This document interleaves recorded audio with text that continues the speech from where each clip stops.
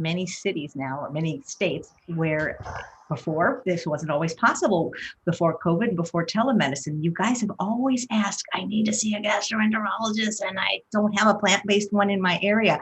Well, we have one for you right now. She's licensed in 4 states in the United States, with another one coming up, but she works at the Institute of Plant-Based Medicine with lots of registered dietitians that are plant-based that often have more states that they're licensed in. So there's got to be somebody to help you with your gut problems.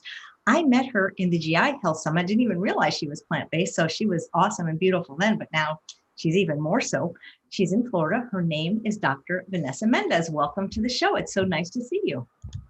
Thank you so much for that beautiful introduction, AJ. Hi, everybody. As AJ mentioned, I am Dr. Vanessa Mendez. I am a Cuban-American gastroenterologist practicing in Florida right now. And I basically practice within the Institute of Plant-Based Medicine, which is a multidisciplinary, multi-specialty institute that came together in Newport Beach, California, and with many different doctors and dietitians and even exercise physiologists that had one common vision, and that was to bring a holistic and integrative approach to modern medicine.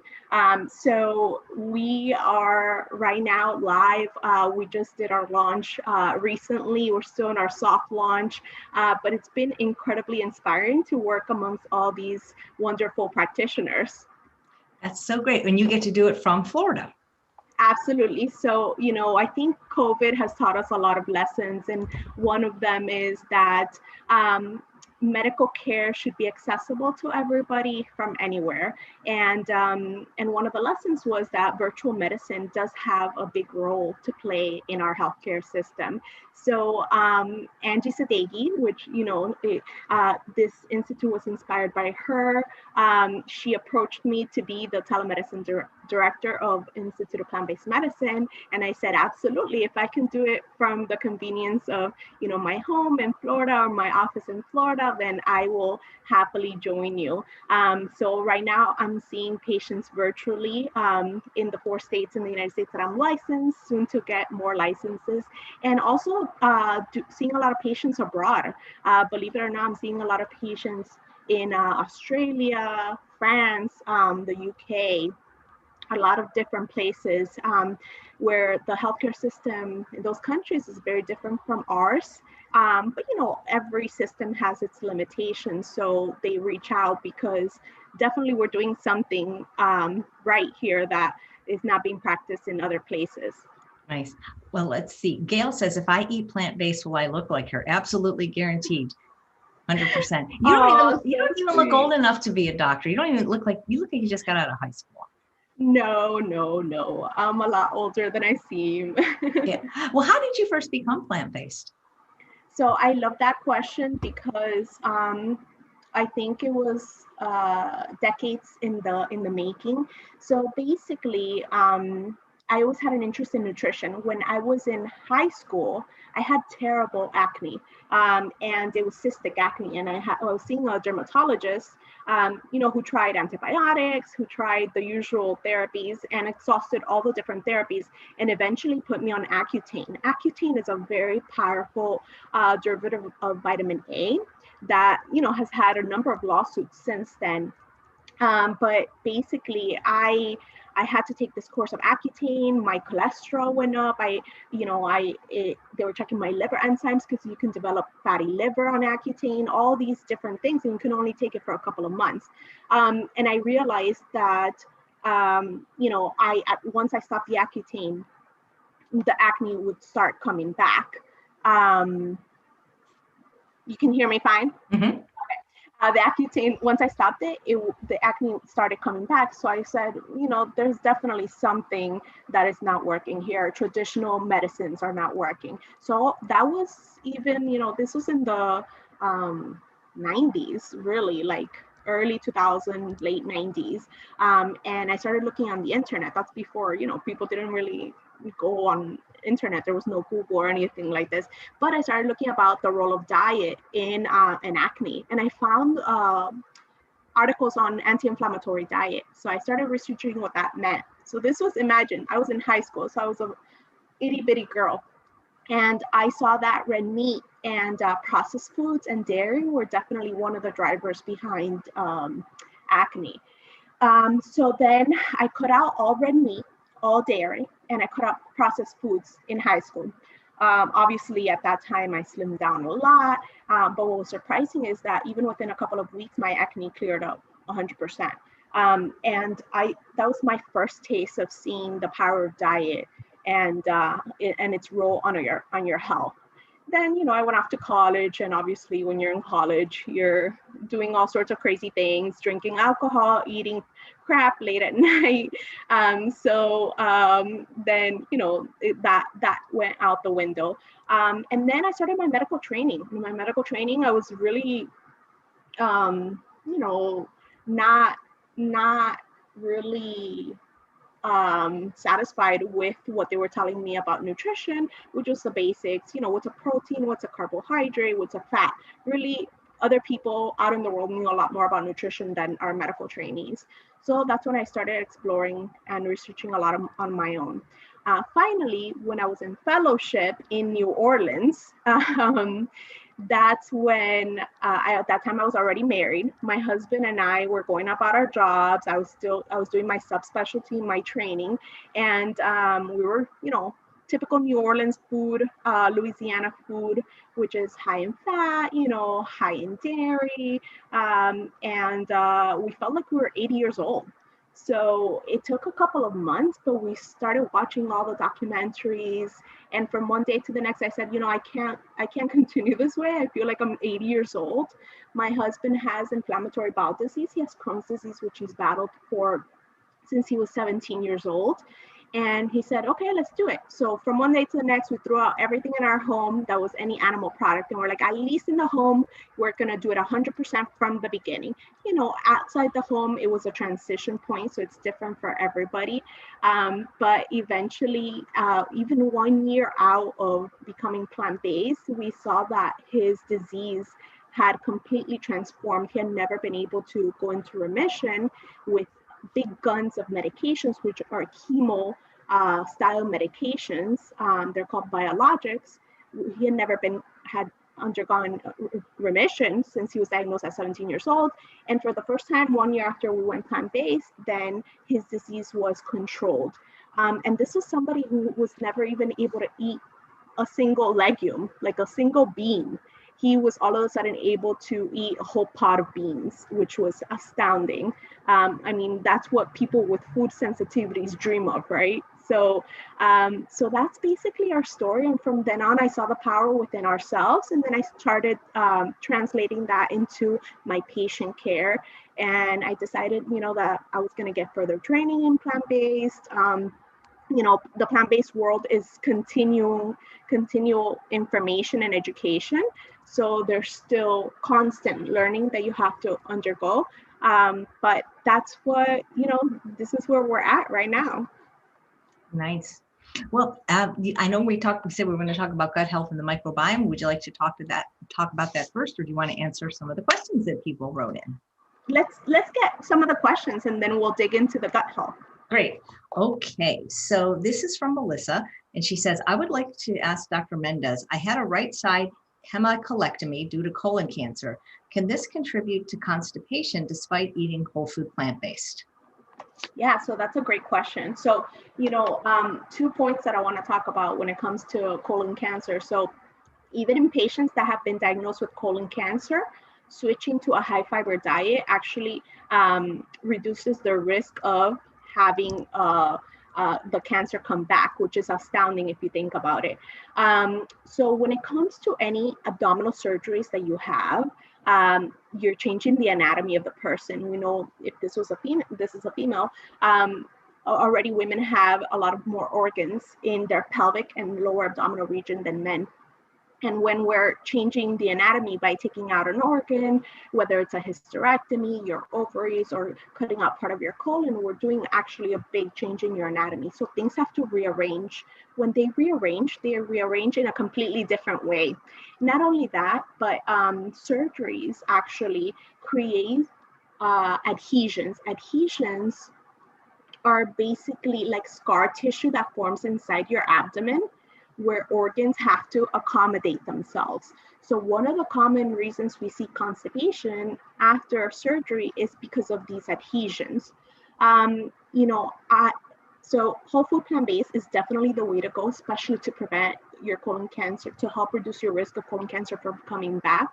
I would make sure that you're getting a lot of movement because that movement does help things move along, and make sure that you're drinking enough water. When we eat a whole food plant-based diet, we have to take in a lot of water. Even though vegetables and fruit do have a lot of water, you have to remember that a lot of the other products like legumes or grains, they don't bring water with them. So we do have to drink a lot more water to get things going.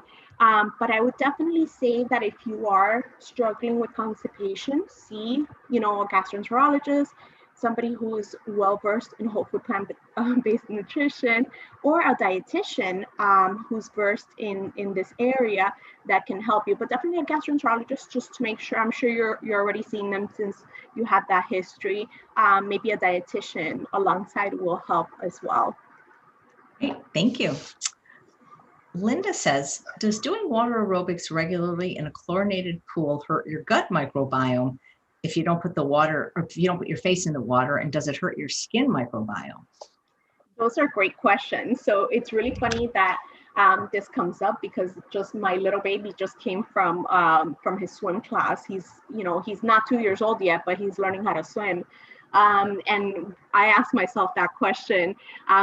I mean, I know the answer, but I am telling my husband to make sure he's not drinking a lot of the chlorinated water. So definitely drinking it would cause a disruption in your gut microbiome. However, if you're not putting it in your mouth, and even if it does wet your mouth, it's going to be, it would take a big load to actually hurt your gut microbiome. So I wouldn't worry about your gut microbiome in terms of swimming in chlorinated water or any water. When it comes to your skin, it definitely does change it's a chemical, right? It does change the microbiome of your skin. What I would make sure that you're doing is go home, take a shower with, I actually recommend products that are non-toxic. So a non-toxic soap or cleanser, a gentle cleanser. Don't be too rough. And then, and you don't have to use really hot water either, because that actually does disrupt the skin's microbiome.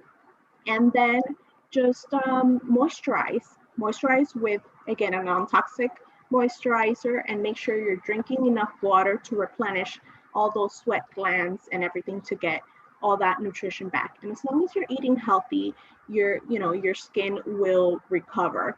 But yeah, it does take a little bit of adjustment when it comes to how you cleanse your skin afterwards, what you're going to eat. Fruits and vegetables help replenish all those, good electrolytes back into your body. So that would help get it back. Nice. Diane, who's watching live, says the adhesions you talked about after surgery, are they permanent? Yeah, so unfortunately they are. So if you think about when we get burned, a really bad burn, our skin kind of gets really tough and it loses its elasticity. So it's not able to bounce back. If I go like this, burn tissue doesn't do that. Scar tissue is the same way. So it loses its ability to stretch, and it's very tight. So if you cut the body open, especially the abdomen, then when it closes back up, there will be scar tissue underlying there. It does change through time, especially if you gain or lose weight. A lot of people will experience a dramatic change. Somebody will tell me, oh, I had my hysterectomy, 10 years ago, and just recently I started having these issues. Well, one, definitely get checked out with a gastroenterologist. Two, the adhesions, if you lost weight or gained weight, things have to reaccommodate again. So it'll take some time for the body to shift back. But definitely it does not get better, but there are many lifestyle changes that you can do to improve your symptoms. But the adhesions won't go away. They're permanent. There's scar tissue inside of it. The only way to really get rid of them would be to open you back up and cut them up, but that in itself creates more adhesions. So we don't recommend, that's not a treatment, that's not a treatment for it. Okay. Carol says, I've been looking for a good gut doctor in Florida. Where are you located and how do we make an appointment? I love it. So I am in South Florida. I'm currently seeing patients virtually, and I'll talk a little bit about my old practice and my new practice style, but right now I'm just seeing patients virtually. You make an appointment through the Institute of Plant-Based Medicine, iopbm.com. I think it's linked below. Thank you, AJ, for that. So, during the pandemic, I think everybody's priorities kind of just rearranged, right? Or they came to the forefront. We were like, okay, well, were we doing things the right way? What can we improve? What is really important about life, and how can we get the most out of it? And one of the things that I realized was that I was working a traditional doctor job, basically seeing patients every 10 to 15 minutes, not being able to dedicate any time to them, especially not the nutrition and lifestyle advice that I wanted to give them, which definitely takes, up to an hour. When the pandemic hit, I just realized that I couldn't continue in the same practice style that I had before. And this is when the whole Institute of Plant-Based Medicine kind of came about. They reached out to me. Angie Sadeghi, my colleague, she's a GI in California, reached out to me and said, hey, do you want to join us in this institute that we're forming that is really going to revolutionize the way that we practice healthcare in this country? And I said, heck yeah, sign me up. I'm not going to move to California, but I'll happily practice from Florida virtually. So I'm their telemedicine department director. And my job is to recruit other providers, other specialists from around the country. Eventually, it'll be worldwide as well. And right now we do have our offices in Newport Beach, California.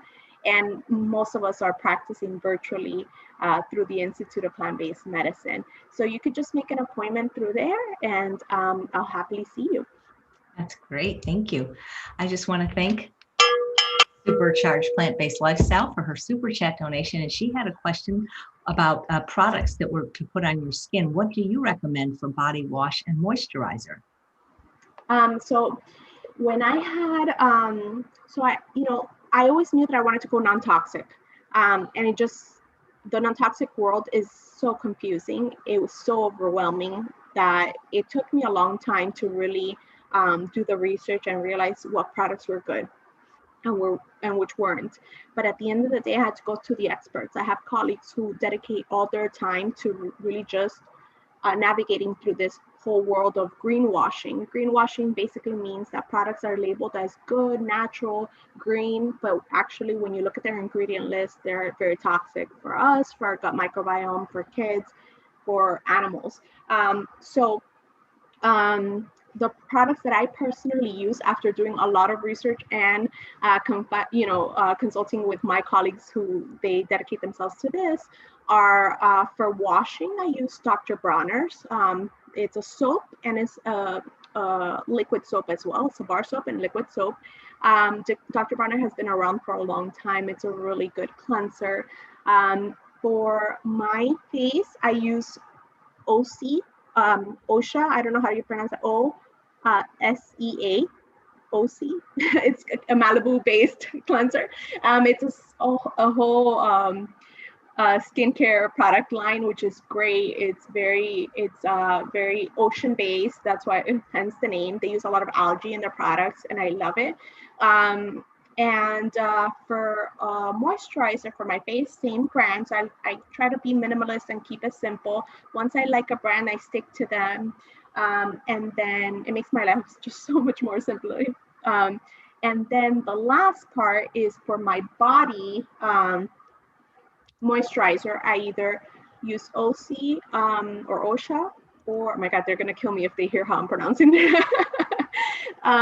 Or I use Earth Mama. Earth Mama is a great product. You can use it on kids and adults. and it's just it's a moisturizer. They have a lot of different products, but those are my three go-to. You keep it simple. I travel with them, and I just like the way that they feel. They don't have strong fragrances. Fragrance is one of these things that is added to a lot of products that can be potentially toxic. We don't have a lot of research when it comes to products and their toxicity, and this entire industry is so rich that they can really advertise however they want. But some good accounts to follow on, for example, Instagram are Non-Toxic Munchkin and Plateful.health.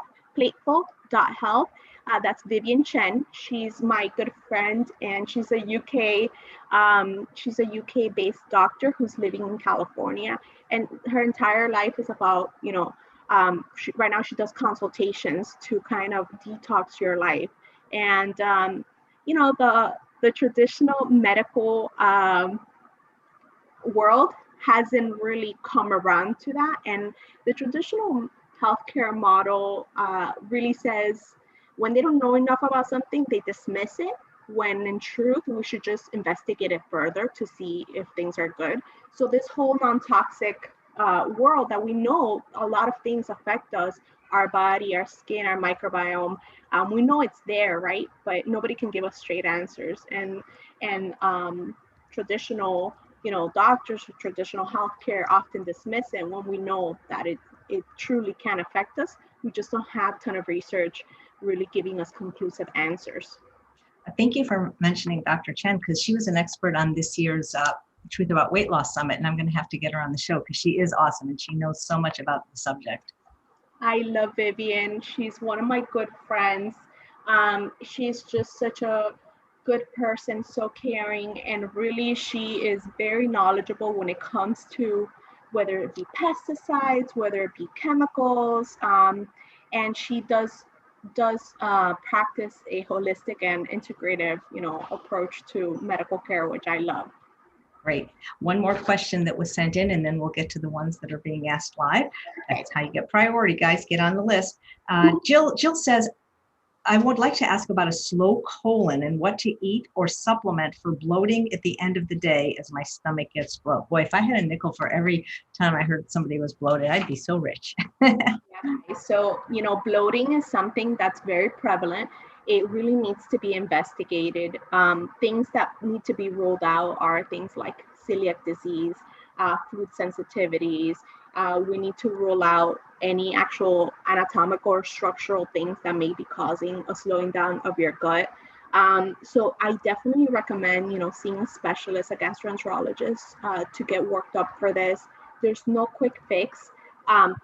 Often when we rule out everything and we find no real cause for all these symptoms, another thing that it could be, and I'm not saying this is the case, but I'm saying if we rule out everything, it could be that you have irritable bowel syndrome, and it goes back to your childhood, and whether you had past traumas that could have affected how that gut connection, that gut brain connection was working. Again, I'm not saying this is the case, but it's such a complex subject that it really requires you to see a specialist.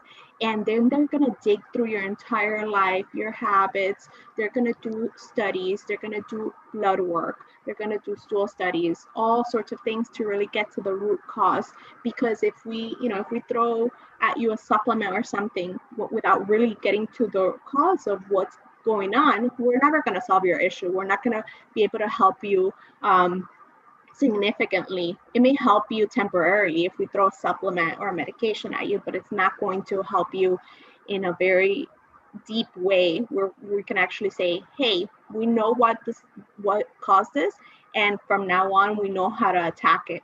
At the end of the day, and this is a very big topic, supplements are just like medications, except they're not as regulated. So I'm not saying medications are good. Yes, medications are good. Supplements are good, but it has to be used very judiciously.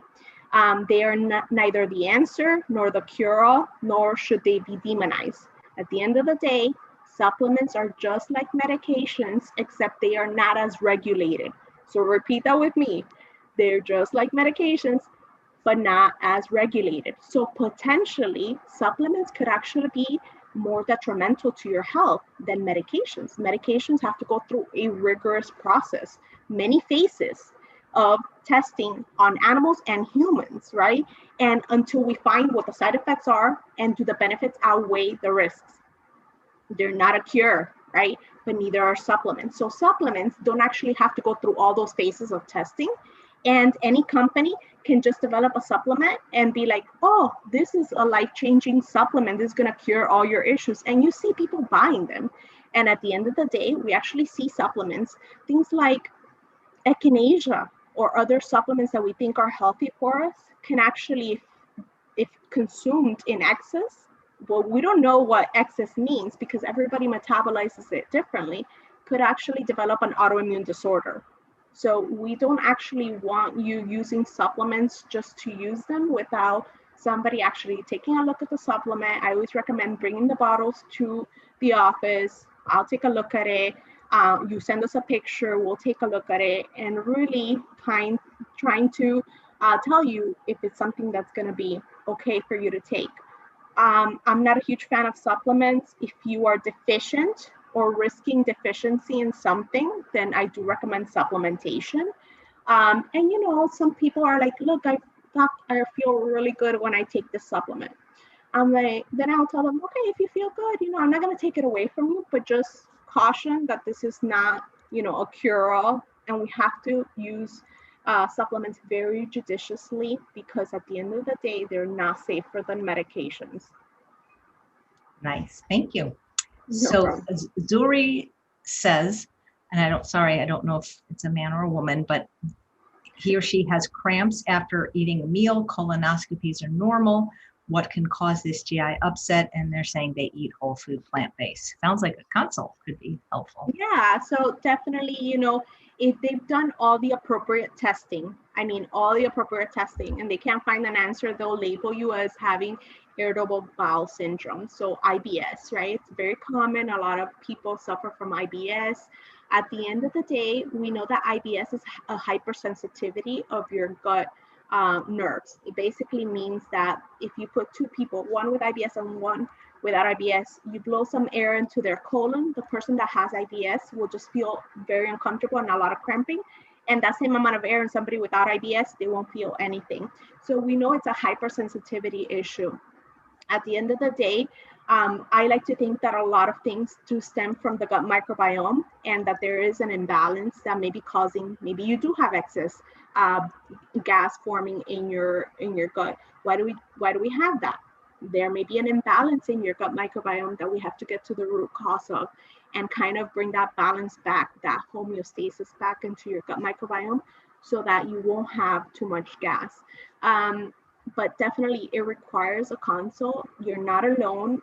A lot of people have this symptom and it's very distressing. It causes a lot of, you know, especially not only on an everyday basis, but also it creates fears of going out to eat and what symptoms we may have around other people. Then we start to develop a social anxiety when it comes to going out. Or around eating, and then we create this unhealthy relationship with food. We start avoiding certain foods that may be healthy for us because, oh, this type of fiber may cause me to have too much bloating or gas. Well, definitely work with somebody who knows this field really well. And that involves a team, not only a gastroenterologist, but it involves a dietitian.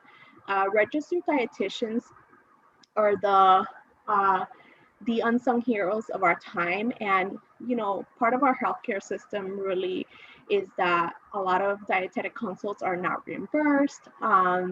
There's not a lot of emphasis put on dietitians when really everybody should be seeing a dietitian at some point in their life, because dietitians, they know their stuff really well. They can really create modified meal plans for you to get you through this rough spot and to get you back to eating that wide array and diverse whole food plant-based diet that we know is great for us. So yeah, it takes a team to take care of this, but definitely you should see somebody that, you know, if you're not getting all the answers from your gastroenterologist, get a second opinion, definitely. Great. Okay. Let's see. Cynthia says, Oh wait, you're asking for somebody else. Well, but I can do the second part of your question. How do you strengthen your microbiome? I love it. So, the gut microbiome is, I'm going to give my little spiel because, a lot of people don't really, they've heard about it, but at the end of the day, how important is it? So the gut microbiome, and I'm biased because I'm a gastroenterologist, but I think everything stems from the gut microbiome. So we start to develop our gut microbiome when we're in the womb, in the mom, inside our moms, and that's the mom's gut microbiome kind of enters our body and gets established. And then when we are born, either through C-section or vaginal delivery, we get a big rush of those good gut microbes. And then when we start either, lactating or drinking formula milk, our microbiome starts to develop even more. By the time we're about 3 years old, studies suggest that by then our gut microbiome is actually matured already. Some studies show that it may take a little bit longer in some people, but for the most part, our gut microbiome is developed at a very young age through the introduction of solid foods and whatnot. So those first years are very important, very formative when it comes to our gut microbiome. And it really determines a lot of our health earlier on, in the form of what kind of environment our microbiota is living in. So we're seeing, things like food allergies developing a lot sooner than they used to. That has a lot to do with not only we're living in a more sterile environment, we're going out into nature less, but our diets have changed tremendously, right? What our parents used to eat when they were young, our kids are definitely not eating. Our grandparents won't recognize the food our kids are eating as food, right? So we do develop this gut microbiome very, very early, and it paves the way for a lot of the diseases of modern life.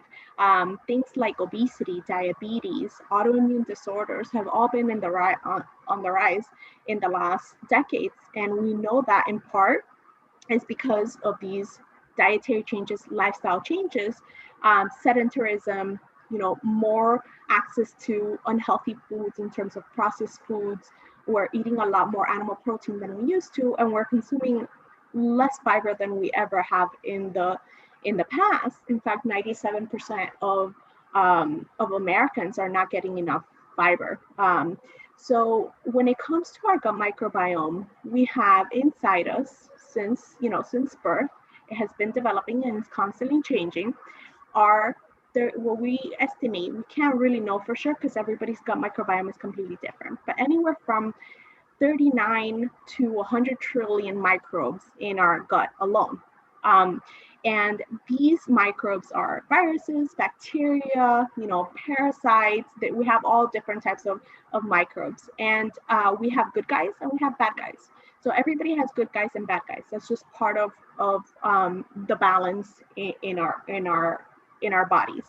The idea is to have more good guys than bad guys. So how do we do that? How do we achieve that?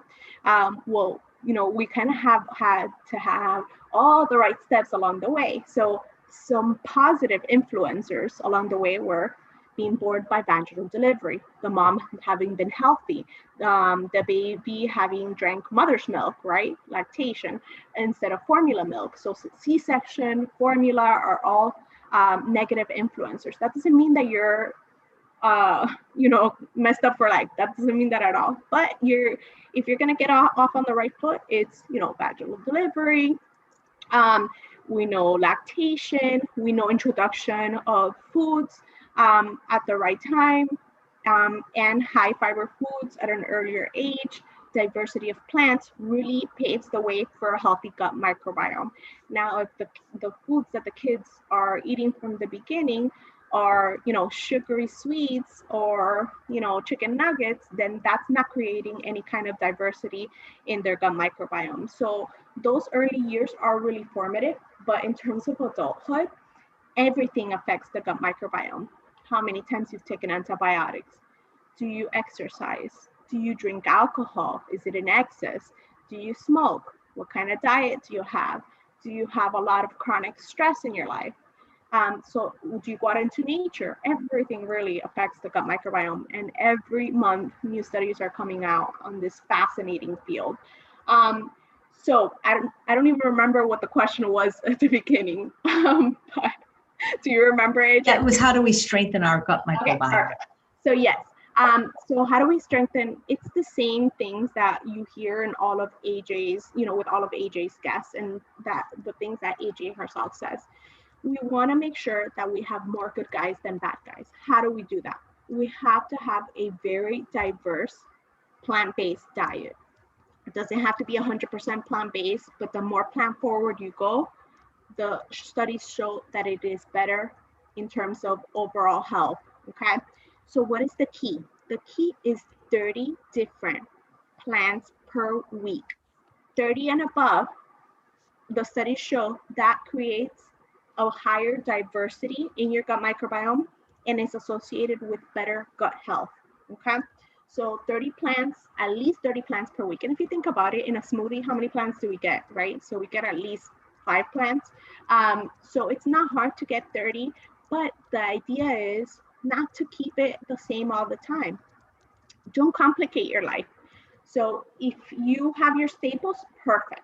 You have your staples. You have your oatmeal, you have, your quinoa, you have your brown rice as your whole grains. You have your array of fruits as your fruits, your array of vegetables, your nuts, your seeds, all of that good stuff, and your legumes, of course. But every week, try to introduce a new product to your life, because that actually diversifies your gut microbiome. It's great for your health, and it keeps it interesting, right? It keeps our food interesting. So, but 30 plants per week is the way to optimize your gut diversity. And remember, gut diversity has been associated with health of your gut. The other part of this is exercise. Exercise has been associated with diversification of your gut microbiome as well. So, the recommended is 30 minutes, 5 times a week. Strive to at least get 3 times a week. Ideally, you get 5 times a week, and even better if you could do it more than that. A combination of cardio and strength training would be best, but exercise definitely, it has to be part of diversification of your gut microbiome. Not only in terms of your gut microbiome is exercise good, exercise is also great to move things along, to prevent bloating, to prevent constipation, and obviously the rest of your body is going to thank you as well. We know the healthy effects of exercise. Another good thing that people don't understand is the power of getting their hands in nature, in dirt. Whether it's sand, whether it's, you're walking through a forest and you see a pretty flower and you want to pick it up, just the power of breathing in a different natural environment, whatever you have access to. You don't have to travel far, but if you have, a nature trail near you, that's perfect. The studies show that 2 hours in nature per week have positive outcomes in your overall health, and in your gut microbiome. So at least 2 hours out in nature. I know you guys, everybody in California is very heavily affected right now, and in the West Coast as a whole. But when you can get back to it, definitely go out into nature at least 2 hours per week, and your body and your gut are gonna thank you. I like to focus on meditation and de-stressing techniques next, because we know that the gut-brain connection is very powerful. In fact, our gut microbiome, one of the amazing things about the good guys in our gut microbiome is that they produce these byproducts called short-chain fatty acids. Short-chain fatty acids are one of the only products that can cross the blood-brain barrier. So not a lot of body products can go to our brain, because that's our brain's way of protecting itself from toxins, pathogens, all sorts of things. But short-chain fatty acids are one of these things that can cross the blood-brain barrier. And short-chain fatty acids are the holy grail, like my friend Will, who you just interviewed, likes to say. They're the holy grail of health, because short-chain fatty acids produced by these good gut microbes, they have such far-reaching effects on our body, whether it's inflammation, whether it's communicating with our brain, whether it's on your heart, whether it's on obesity and diabetes, they really travel throughout our body and do all sorts of things that we're just beginning to find out their effects. So when it comes to our relationship with life, we have to have good mental health, right? And we know that mental health is not only about physical health, but it's also about the relationship we have with ourselves, with others, with our environment. And meditation is one of these techniques that has been used forever to get to mental health, to have good mental health and good relationships with everything that surrounds us.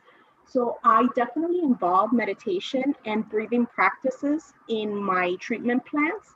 All my patients get either, this sort of meditation or that sort of meditation as part of their homework that they have to do for me. It does help them a lot. It not only helps them with their mental health. When they do these breathing techniques, they're belly breathing techniques that help them deal with symptoms in a natural way, right? What better way than breathing to deal with your own symptoms, whether it's bloating, whether it's pain. You can really modify a lot of what you're feeling with breathing techniques and meditation. So I like to focus on that as part of how to optimize your gut. And lastly, I like to focus on social relationships. They're very important when it comes to everything, because again, it goes back to your mental health. If you are in toxic relationships, if you've been through trauma, a lot of these patients, they suffer from IBS later on. So we know that one of the hardest patients to treat when it comes to gut issues is when we do everything, we work up everything is negative. And it goes back to when they were younger, they went through a traumatic experience, whether it was emotional abuse, sexual abuse, physical abuse, whatever it was. So having healthy social relationships doesn't have to be 20 people, can be one person, but developing good social relationships is definitely very important to your health in general, because if you have toxic social relationships, you're going to be under chronic stress, and chronic stress is not good for your body. It's not good for your gut, and it's definitely not good for your mind. So those would be my 5 tips when it comes to how to optimize your gut. Nice. So there's a question about from Monica about can fresh herbs count as part of the 30 different plants? Absolutely. Fresh herbs are amazing. If you can actually, grow them yourself in a little pot, in a little, in your windowsill, even better. But yes, any fresh herbs count as plants, as part of the 30 plants. So go for it. Absolutely. Nice. Gina says she loves your hair color. And Andrea wants to know, and this is funny because this was completely answered at the GI Health Summit by Dr. Goldhammer, but can water fasting help IBS and SIBO?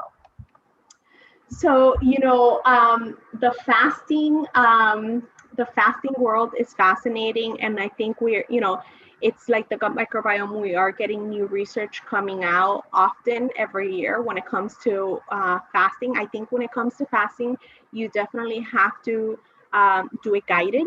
I think that when we say, do fasting, yeah, I'm doing fasting, that's great. It actually is not as simple as that. So a lot of people do fasting wrong.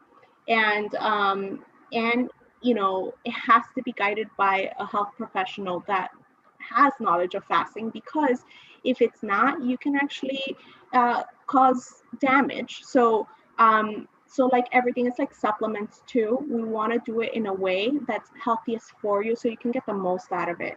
So we don't recommend people just fast for the sake of it, and my colleagues like, Will, Angie Sadeghi, we're all on the same, we view this the same way. It really should be guided by somebody who has knowledge of this. So it does require a consultation with a professional that knows about this. Great. But there is a role for fasting, absolutely. Let's see. Okay, where did the question that I was just going to ask go? Oh, here it is. Lori says, can you speak about any specifics to the whole food plant-based dietary protocol for IBD? I love it. So I would ask her which one she's referring to specifically, because right now there are no real protocols that are whole food plant-based, 100% whole food plant-based for IBD. I am developing one with my registered dietitian. She herself has IBD and she has celiac disease. Can you believe it? 2 autoimmune disorders in one person. She is amazing and she's been practicing for 10 years in the dietetics world. So we're developing a protocol that has 4 phases and basically it transitions you to a whole food plant-based diet, but in a way that these patients can tolerate. So inflammatory bowel disease is a very complex set of diseases. The most well-known ones are Crohn's disease and ulcerative colitis. This is my specialty within GI, kind of like the gut microbiome and inflammatory bowel disease, because of, I think it's because of my husband that I've been called to really devote my practice to this. Just seeing him and other patients, suffer with inflammatory bowel disease is such a devastating disease that can affect, for example, Crohn's disease can affect you anywhere from your mouth to your anus. And it's not only in your gut, it can affect other body parts. It can affect your eyes, your skin, your bile ducts, your joints. Really, it has far-reaching effects. And when it comes to diet, a lot of these patients, whether anatomically or due to food sensitivities, they have a lot of issues digesting fiber. So when it comes to a protocol, it's really hard to develop a one-size-fits-all protocol for these patients because it's very individualized. No person has the same disease as another person. Again, either because of their gut microbiome imbalance or because they have ulcers or strictures in different places or because they have different food sensitivities. So the whole food plant-based protocol for IBD has to be very personalized. We are in the making of this. We expect it to be ready in the next 2 months. And then we're going to be having, groups of actual, kind of like Will's group for his whole 7-week group. But this is going to be catered to patients with inflammatory bowel disease specifically, where they can interact with me and my registered dietitian every week. But yeah, the introduction to whole food plant-based in these patients has to be very targeted and very slow, but it can definitely be done. As I mentioned, my husband couldn't even eat a black bean, right? And he's Cuban, and he would see us eating these black beans, and he was like suffering. And now he can eat a whole bowl of black beans without any issues. So it can definitely be done. It just needs to be by somebody who is an IBD expert and also is somebody who knows how to introduce plant-based foods. And that requires a team. Nice. Maybe your husband can be interviewed for the summit as a success story. I didn't realize. That's interesting. April says, I've been on an elimination diet for 28 months, whole food plant-based 30 years, started having headaches, learned it was food sensitivities. Can't eat beans, nuts, seeds. What is the longest it can take to eat these foods again?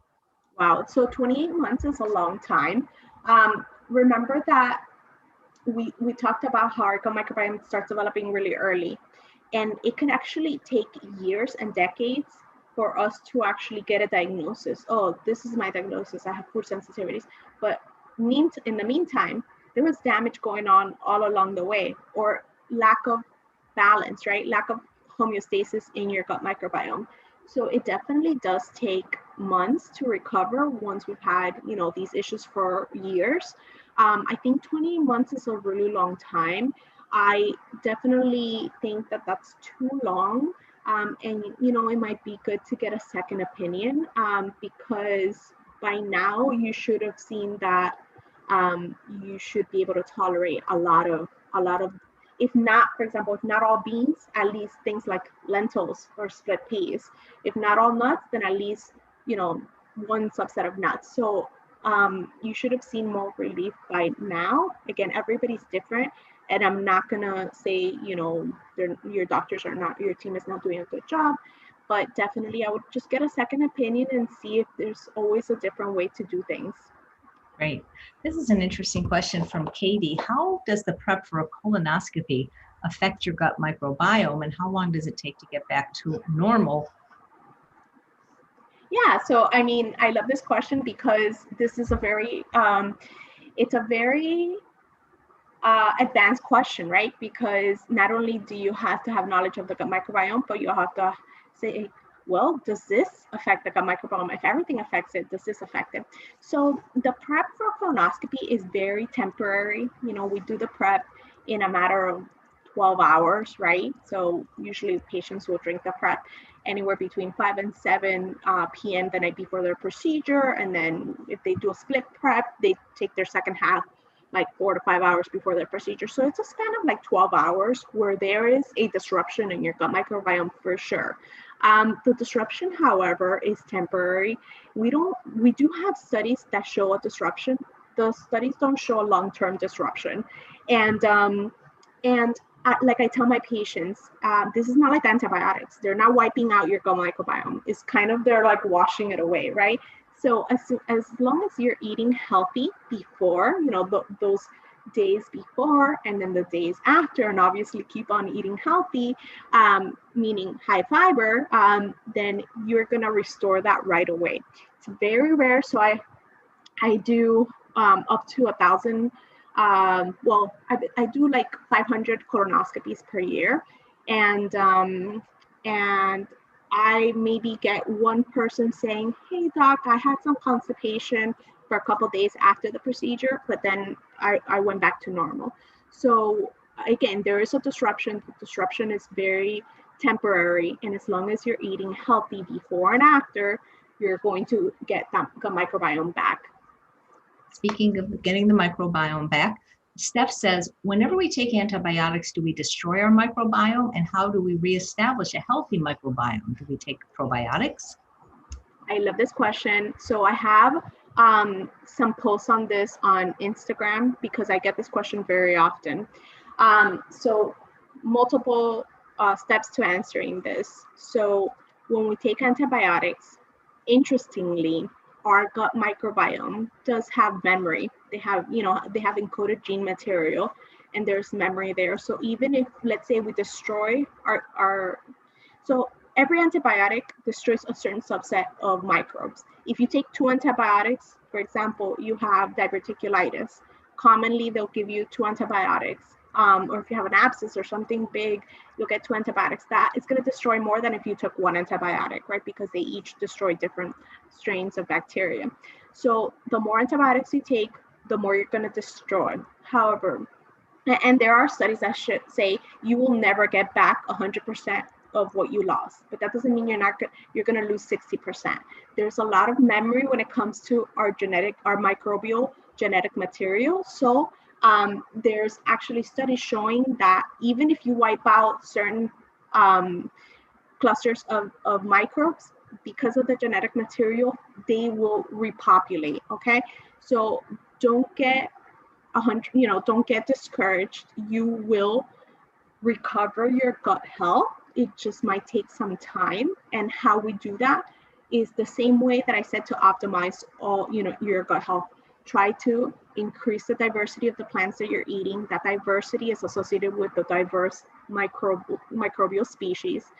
Make sure that you're diversifying with exercise, going on to nature, and all these things. Now, the other side of this question is the probiotic question, which I love. So our GI, our gastroenterology guidelines, just released in July or August the recommendations when it comes to probiotics and different gut diseases. And they basically do not recommend taking probiotics for most gut diseases. The only time that they recommended taking probiotics, so if you have celiac disease, you shouldn't take probiotics. The risks seem to be greater than the benefits. If you have bloating, same thing. If you have inflammatory bowel disease, same thing. If you have constipation, same thing. So for none of those was it declared that probiotics are healthy. And this was many experts looking at hundreds and hundreds of data that have been researched and reported and published, right, from different probiotic companies, right? So you would say, oh, this data should say that it's, you know, more beneficial than that. So they looked at all this data and they declared the benefits do not outweigh the risks. So they don't recommend probiotics in all of these diseases. Basically, they declared that in premature kids, to prevent a diagnosis of toxic enterocolitis, then they recommend probiotics. They recommend probiotics in patients with inflammatory bowel disease with a pouch that has inflammation. So not patients with IBD, patients with IBD who have had surgical reconstruction where their body is different from, you know, their digestive system is different from ours, and then they've developed chronic inflammation in that pouch, that reservoir at the end of their colon. So it's a very specific diagnosis. And then the last one, they said in patients who are taking antibiotics, but are not immunosuppressed, the benefits may outweigh the risk. So if you are taking antibiotics and you have a high risk for developing C. diff, Clostridium difficile, then the benefits may outweigh the risk. This has to be talked about with your doctor. The benefits must outweigh the risk, and then you take it. Why? Because probiotics are not one size fits all. They have strains there that may not be the strains that your body needs. Everybody's different. Our gut microbiome is our own digital fingerprint. So what worked for you may not work for me.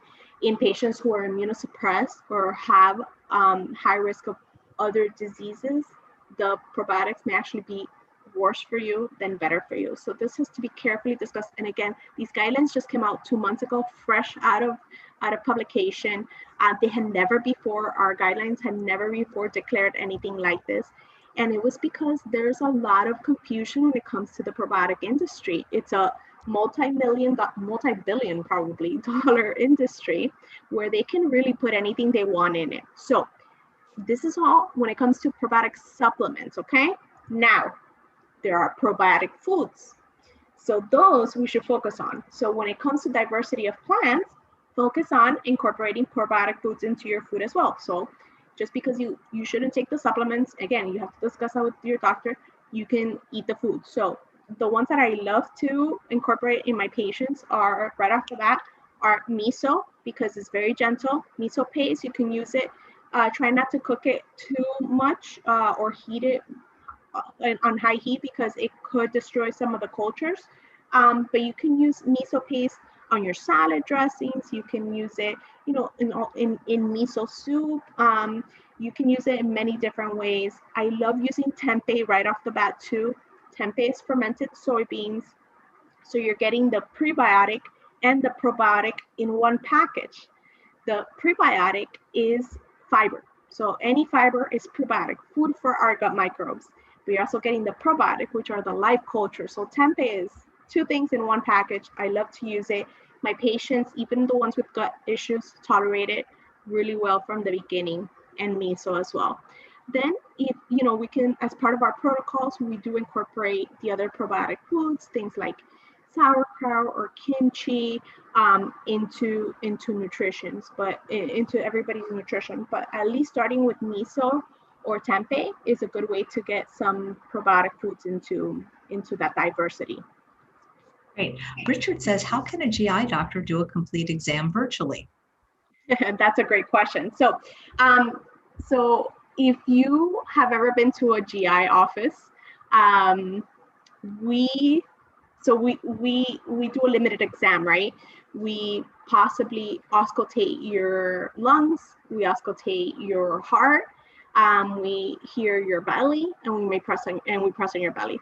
So if a patient has high risk symptoms, we definitely refer them to see a person right off there. If it's high risk and they're kind of urgent, they have to go to urgent care at the emergency room.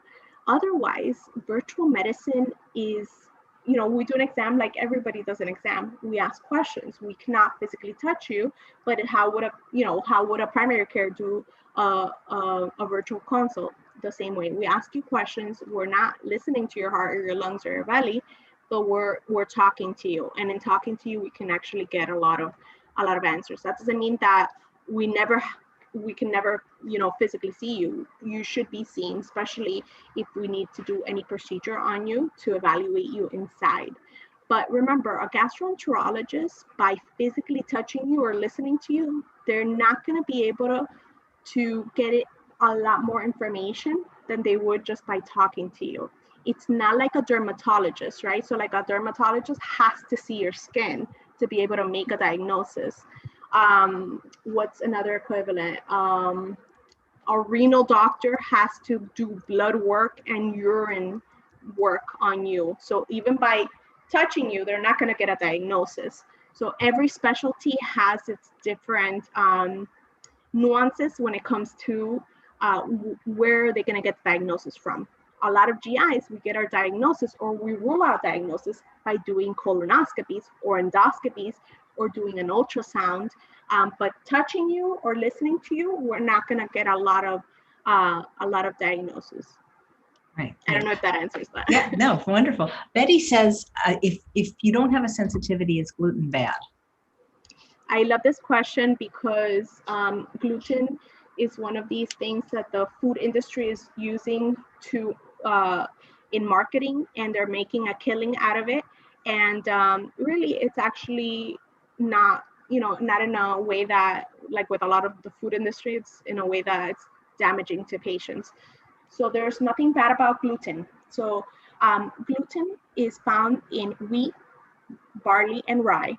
These are, if consumed as whole grains, okay, they are incredibly healthy for our bodies. They're a source of prebiotics, so they're fuel for our gut microbiome. They are incredibly healthy and have been shown in many, many studies to improve your cardiovascular health, to decrease things like obesity and diabetes. So whole grains are incredibly healthy for you. Now, celiac disease is an actual disease, but it affects a very small portion of the population. 1 to 2% of Americans have celiac disease.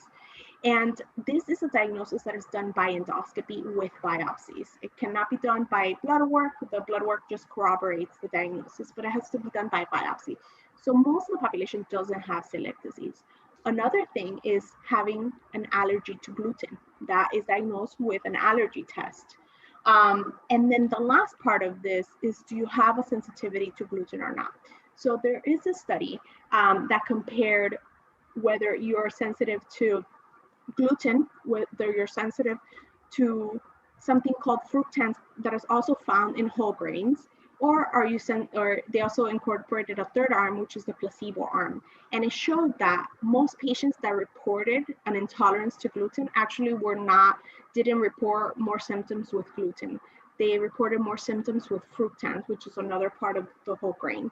So we don't have any evidence to show that gluten is bad for you. In fact, we have the opposite evidence to show that gluten products, such as whole grains, right? Because we can incorporate wheat in a lot of products that are processed. That's not going to be healthy for you.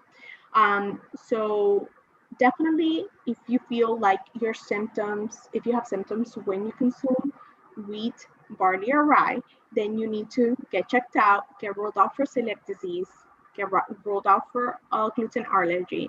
And if you don't have any of those, work with a dietitian to figure out if it is in fact products that consume gluten that are causing your symptoms. But no, it's incredibly healthy for you, and I recommend it, in patients that don't have an allergy or that don't have celiac disease. Great. Melissa says, do you have any advice on how to make the colonoscopy prep easier? She says she gets migraines and vomiting from it. Yes. So definitely tell your doctor that you get vomiting from it. There are ways to do a colonoscopy. So a lot of the symptoms that people experience with the colonoscopy prep is not actually due to the prep so much, but it's due to the fact that you're not eating. So when we are, fasting, which is, what a lot of people just like, oh, I can't eat, so I'm just gonna maybe sip on something and then drink my prep and that's all. No, I tell my patients, drink more fluids. Drink lots of fluids that day before. You can have miso soup. You can have juices that you make yourself. You can have so many things that will replenish your electrolytes and your hydration. So a lot of the symptoms that migraine comes from low sugar and low water, low fluid in your body. So make sure that you are, drinking juices, that you're taking in, actually, like miso has a little bit of salt, so that'll be good too. But the more liquids you drink that day before the procedure, and even up to 2 hours from the procedure time, the better you're going to feel. If you do get nausea, then definitely tell your doctor beforehand so that they can prescribe you an anti-nausea medication that'll help you tolerate your prep better. But these symptoms come from being dehydrated, having low salt and low sugar that day because you're not eating. So my combination is make your own fruit juices and make yourself a miso soup, drink plenty of liquids all day long, and you're going to feel better. Great. I think we have time for maybe one more question. Kathy says, do antacids, are they harmful to your gut health? Yeah, so, many medications do affect our gut microbiome. Last year in the European GI conference, they showed a paper where they actually showed more than 12 different medications commonly used affect our gut microbiome, and antacids are one of these, especially the things like Prilosec, the PPIs, the proton pump inhibitors like pantoprazole, Nexium, omeprazole, all these different, those are the most potent antacid medications. They definitely disrupt your gut microbiome. The less potent ones, such as Tums, for example, it may disrupt it, but not very much. And things like Pepcid, which is like famotidine, may disrupt it, but not as much. Again, the more powerful ones will definitely disrupt it, especially if you're taking them for a long period of time. Try doing the less potent ones. If those work for you, perfect. Make sure to always ask your doctor if you actually need the really strong ones, or if you can make do with the smaller ones. They're going to ask you, well, if you feel better on them, perfect, we'll just keep you on those. And long-term heartburn is definitely something that needs to be looked at by a gastroenterologist. So we don't just want to be using those pills for the rest of our lives. There may be reasons why you have this. It could be a hernia. It could be, an imbalance in your gut microbiome. Definitely something is causing you to have these symptoms, and getting to that root cause is really important so that you don't have to depend on medications for the rest of your life. Great. I said one more question, but Ginny has written this twice, so it must be important. She says, I have a plant-based diet, but last year I had Helicobacter pylori. I took the antibiotics, but I'm not fully cured. Any recommendations? Escribe una respuesta. So it depends. Is she cured or not from the Helicobacter pylori? If she, Helicobacter pylori is one of these bacteria that long-term could increase your risk of stomach cancer. So definitely this is something that needs to be cured. If you don't feel well from it, it could be because you took antibiotics. It could be because the bacteria is not fully gone. So it requires evaluation. So usually for the H. pylori test, we can do a breath test. We can order a breath test, see if the bacteria is still there. If it's not there, perfect. Then we go on to fix your imbalance, probably caused by taking antibiotics created this imbalance, and now you're having gut issues. It's very common after taking antibiotics. Right. So maybe just talk a minute before I let you go about the Institute of Plant-Based Medicine. What other specialties do you offer through telemedicine? Absolutely. Yeah, so the Institute of Plant-Based Medicine, like I mentioned before, it's an integrative group practice that is actually now national, but the idea is to go international. And right now we have 16 providers. 6 of them are RDs, registered dietitians. Why? Because registered dietitians, just like doctors, it's good when they subspecialize. So they're not just dietitians, they can go into, for example, my dietitian is a gut dietitian. So she's an expert when it comes to all these issues dealing with the gut. So we have 6 registered dietitians. We have several gastroenterologists. We have a lifestyle medicine and family medicine doctor. We have a rheumatologist, which means autoimmune disorders, joint disease, and all that. We have an exercise physiologist. We have an endocrinologist.